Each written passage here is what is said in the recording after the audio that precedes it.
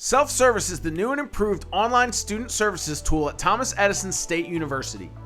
In this video, I'm going to show you how to apply for graduation. To apply for graduation, click on the homepage tile that says Graduation Application. Select the degree program from which you'd like to graduate. If you want to change the degree you graduate with, contact academic advising before applying for graduation. Fill out the graduation application. Do this for only one of the degrees you want for this graduation cycle.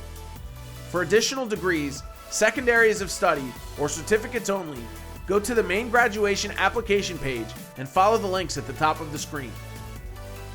When the graduation application is complete, click Proceed to Required Payment to pay the graduation audit fee and enter the appropriate information. You will receive an automatic email confirming the application. If payment is not made, the graduation application will not be accepted.